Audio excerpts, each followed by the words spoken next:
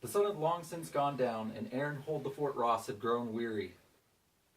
The Wells Fargo wagon pulled through the brush on a Montana wagon trail. Suddenly he heard the sound of approaching horses. A large group of 25 Native American bandits surrounded the wagon. Aaron sprang into action by kindly offering them a stomachful of lead. No, this isn't an old spaghetti western. This is a true life story from my great-great-grandfather's life. Today, with the help of records from Ancestry.com, my family's own personal records, and Wells Fargo, I'm going to paint a picture of the Ross family for you guys to enjoy. Today I'll be sharing a few jewels from the Ross family heritage. The name Ross means high rocky hill, and it comes from the Easter Ross area of Scotland. Aaron's grandfather, Donald Daniel Ross, first set off from Scotland at the turn of the 18th century. They settled in New Brunswick, Canada. Donald had 4 children, including Donald Jr., who would be my great-great-grandfather Aaron's father. A star at the top of my family tree, Aaron was a true American hero. Aaron was born in northern Maine in March of 1829. He traveled to California during the gold rush in 1951. Although he wouldn't find any gold, other great adventures and treasures awaited Aaron throughout his life. After failing to strike rich in California, he found work as a Wells Fargo messenger. It was within this first year of working at Wells Fargo that one of his more famous exploits occurred. The story I referred to earlier was a brief excerpt into that dark night in Montana near the Sun River. The express buggy he was guarding got attacked by 25 Native American bandits wanting to relieve them of their cash.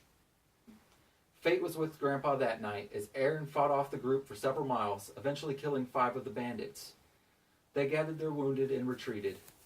Miraculously, my grandfather had come out of the battle uninjured. However, this wouldn't be my grandfather Aaron's last battle against insurmountable odds.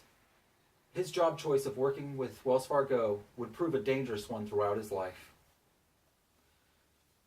Growing up, I had heard these stories several times a year. My Aunt Sandy shared them with me again just last week whenever I had an interview with her. His most heroic tale dwarfs his previous one, however. This encounter occurred during his defense of the Wells Fargo Express car on its way to Ogden, Utah on a train. He was shot 3 times in the finger, chest, and stomach. But despite these injuries, my grandfather fought hard to protect his job's noble duty and protect the goods which he was sent to protect. He barricaded himself inside the mail car and fought off the bandits for several hours. They detached the mail car from the main train and rammed it several times. Each time the doors would break open, and my grandfather would be forced to re-barricade and lock the doors.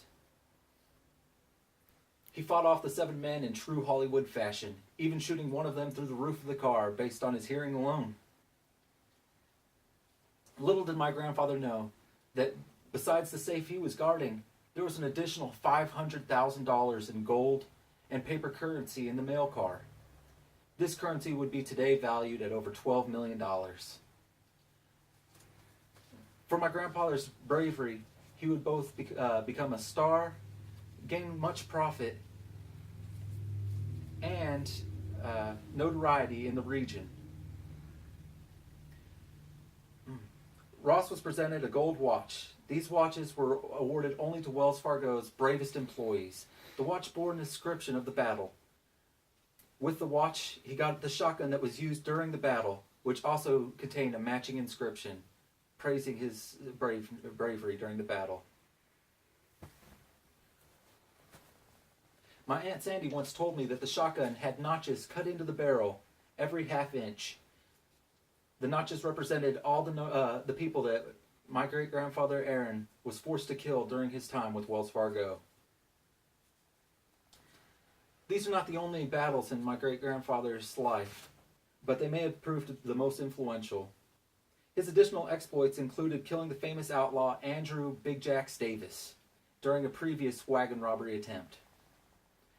But moreover, the train proved to be the last battle of Aaron Yirksa Ross. At 54 years of age, he retired in Ogden, Utah to raise a family. His son, Aaron Covington Ross, had a son named Aaron as well, who was my father's father. The Ross family has continued to live in Utah for the last couple hundred years. I sure am glad that I've had a chance to share my family's history with you, but I've got to go and write a few new pages. Thank you for your time.